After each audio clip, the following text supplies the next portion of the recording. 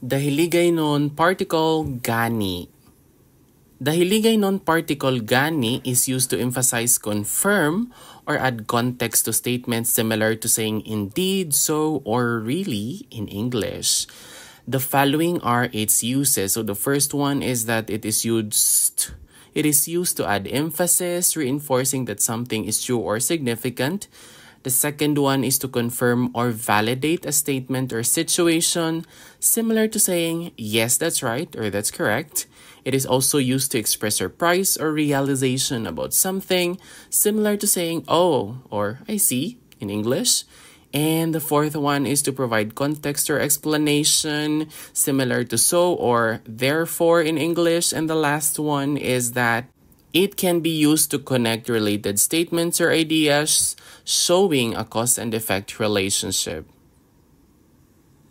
The first one that we have here is to add emphasis or emphasize a statement reinforcing that something is true or significant. Ang libro, mahal gani. So that means the book is indeed expensive. A libro is a book, and when we say mahal, that means expensive or love, pagmamahal. Ang libro, mahal gani. Manamit gani ang pagkaon diri. So the food here is really delicious. Manamit, delicious. Pagkaon is food. Dito is here. Manamit gani ang pagkaon diri. Nakapuli gani siya sang timprano. So he or she got home early indeed. To make puli means to go home. And timprano is early. Nakapuli gani siya sang timprano. Maalam gani siya sa math. When we say maalam, that means intelligent or smart. And then siya is he or she, math is the subject, mathematics. So he is really good in math. Maalam gani siya sa math. Ang balay gani nila, dako. That means their house is really big. Ang balay gani nila, dako. So balay is a house and then dako is big. Another use of the Hiligaynon particle gani is that it is used to confirm or validate a statement or situation, similar to saying, yes, that's right, or that's correct. Oo, siya gani ang nagdaog sa contest. Yes, he or she is indeed the one who won the contest. So, daog means like winner or who won, and then a contest. So, oo, siya gani ang nagdaog sa contest, or it can be huod or huo. Gani, insakto ang oras ng meeting. So indeed, the meeting time is correct. So insakto is correct. And then oras is time and meeting. So gani, insakto ang oras ng meeting. Siling nila, malapit gani ang clinic didto.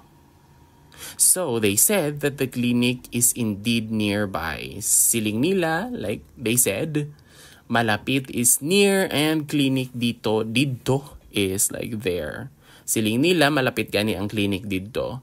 Ang balita gani niya insakto. So his or her news is indeed true. A balita is a news and insakto is correct. Ang balita gani niya insakto. Gani, nagbayad siya sang utang. So indeed, really, he really did pay the debt. So an utang is a debt. Bayad means pay. Gani, nagbayad siya sang utang. The third one is to express surprise or realization about something, similar to saying, oh, or I see in English. Ah, gani. Wala ko kabalo. So, oh, really? I didn't know. Wala is like didn't, and then kabalo is like no. Ah, gani. Wala ko kabalo. Subong ko lang gani na hibaluan nga may event pa. So, subong is just now, and then nahibaluan is like no, hibalo, and then event, it's the same. Subong ko lang gani na hibaluan nga may event pa. I just found out now that there is an event indeed. Amo gani nga mataas gali ang presyo. So that's why the price is high. Mataas is tall or high, and then a presyo, that's the price. Amo gani nga mataas gali ang presyo. Wala ko gani ginalauman nga makaya mo. So I didn't think you could do it. Wala means didn't, ginalauman like think or hope maybe, or just expect. That's the correct word, I guess. Expect nga makaya mo that you can do it. Wala ko gani ginalauman nga makaya mo. Amo gani nga wala ko ikaw makita kahapon. Oh, that's why I didn't see you yesterday.